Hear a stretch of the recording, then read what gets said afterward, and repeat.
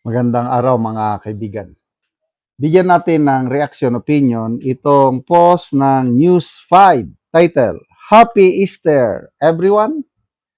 Ibinahagi ni President Bongbong Marcos ang kuha ng pagdiriwang ng kanilang pamilya ngayong linggo ng muling pagkabuhay April 5. So ito po, may picture ng first family. Wala yung isang anak nila, di ba? Tatlong anak. So, dalawang anak lang dyan at ang first couple. Yun. So, happy Easter everyone. I believe ito is ipinost sa President Bongbong Marcos Facebook web page. So, So, yan. So, ibig sabihin, very healthy po ang Pangulo if you base on this picture. Kaya lang, ang reaksyon ng taong bayan, 60,000 ang nag-react, 38,000 ang tumatawa. So, 13,000 ang nag-like, 6,800 ang love. So, bakit tinatawanan ng taong bayan itong picture na ito? Okay. Mr. Goryo, sabi niya, akala ko walang bakasyon. Oh, yan ang sabi ni Auntie Claire. Hindi daw magbabakasyon ng Pangulo. Ed AI, akala ko may stage 4 cancer daw. Throwback photo siguro ito. Speaking of throwback photo, tinignan ko maigi yung litrato. Sa opinion ko lang ito, hindi ako expert sa mga picture. Hindi ito yung picture niya sa ngayon. Kasi sa ngayon, pansin mo, namamayat ang Pangulo. Kulubot ang So, again, observation ko lang ito, parang lumang picture ito sa paningin ko. Okay? NIVS, sir, everything is under flood control. Paolo Lino Canillote, ang aasim. Reds, Jeff, throwback Sunday. Oh. Throwback, sabi ni John Habi, throwback pick, pamor. Oh. So, Jess Sabiron, sabi dito, ang presidente naming si BBM may puso, malasakit sa kapwa, may awa sa mga mahirap, may prinsipyo at paninindigan, higit sa lahat, bangag at may sayad. Ano ba ito? Sarcastic naman ito. And then, Ellen Mendoza, okay po, sweet dreams, don't let the bugs, bunny, bite you. Eret Gaib, puro throwback picture. Oh. Mindalano di Masangkay, way back in 2019 na picture pa ito, sinasabi. Okay, so, ito na nga, ulitin ko, opinion ko lang ito. Sa pagtingin ko sa picture is, bata-bata pa ang Pangulo. Maaliwalas pa ang mukha niya dyan. Hindi sa ngayon. Kasi sa ngayon, dahil sa problema sa trabaho, sa stress, yun, binalita na may diverticulitis siya, pumayat siya ng todo. Nangungulubot ang muka dito is preskong presko. Oh, very happy. 2019, nung wala pa siyang posisyon sa gobyerno, di less stress, kaya maaliwalas ang muka. Ano pa? Oh, basta pa tayo sa mga ibang Biglang tumaba si presidente ngayong araw. O, yung sinasabi ko. Mataba siya dito. Very healthy nga eh. O, throwback muna since 2015. Kunwari, 8 kami. Joel Gutierrez, 2020 sana ngayon pa rin nakangiti. Mataba pa siya. Sos Poryagaba.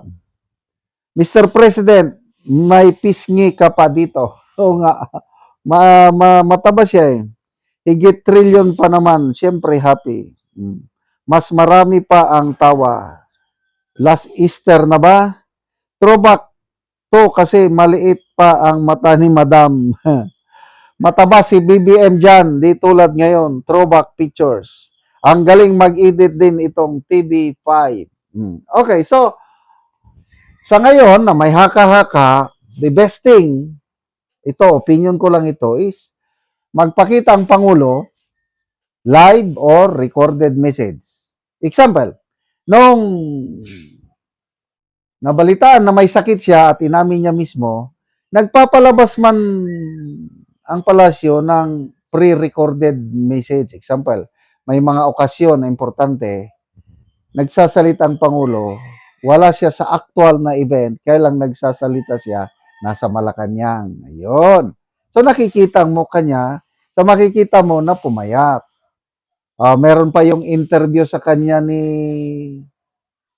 Auntie Claire Castro, yung may aso siyang inalagaan, tapos yan, magsasalita. Ayun, pre-recorded videos yun.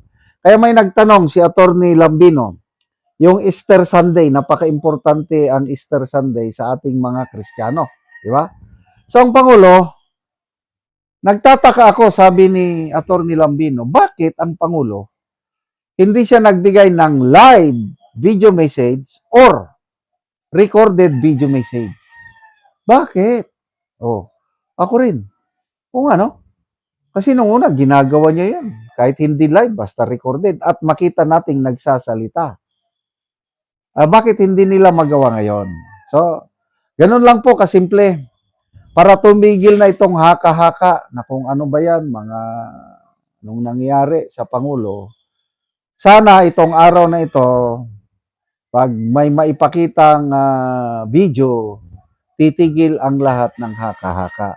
Kasi kung gawin nyo na lang throwback pictures, kagaya nung last year ba yon, yung may nangyari sa Los Angeles, yung Tantoco incident, ang daming pinapalabas no na throwback pictures ni First Lady Lisa Araneta Marcos na nabubuking, na yung pag-edit, nakitang-kita na inedit.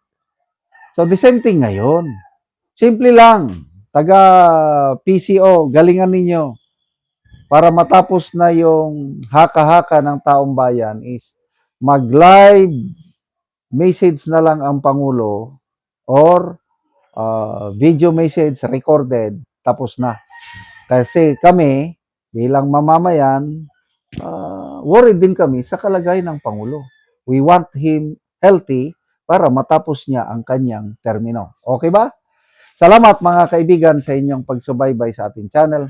Nakakatulong kayo ng malaki sa tribong talanding ng Bukidnon dahil ang income natin sa channel na ito is pantulong po sa tribo.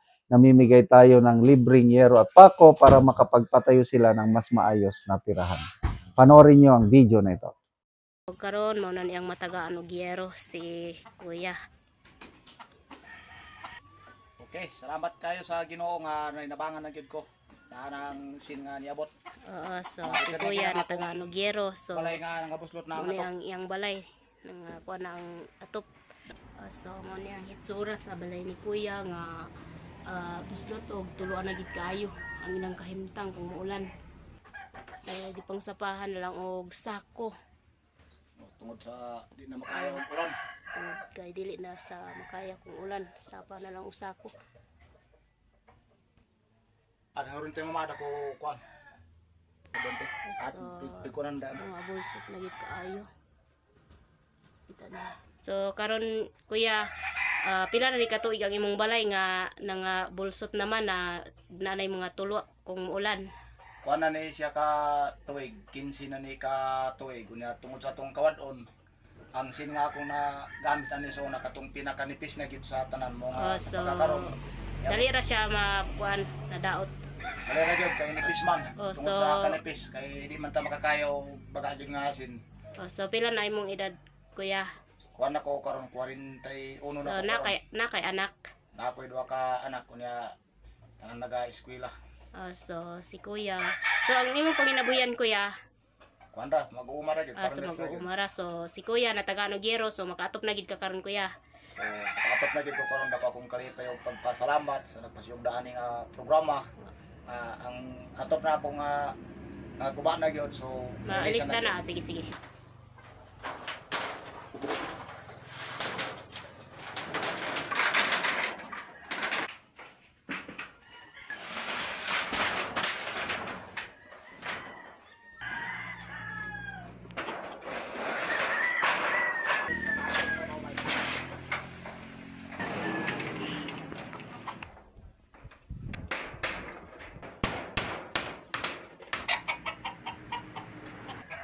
So nahuman na og atop si kuya sa iyang balay, so dili na gid siya tuluan, nindot na kaayo kay nahuman na gid og atop. Daghang salamat sa grasya sa Ginoo nga nakaatop na gyud ko sa akong balay. Manginaot ko nga ang nagpasyok dani nga pinagi ni nga mga hinabang, manginaot ko nga dagang pag dagan pa ang matabangan sa dili lang diri sa among barangay, sa barangay Tagbang kundi Sige. lakip pa sa kinatibukan nga lungsod sa Tarakag ang ilang mga tabangan. Dagang kayo Sige. salamat. Okay, sige, salamat po.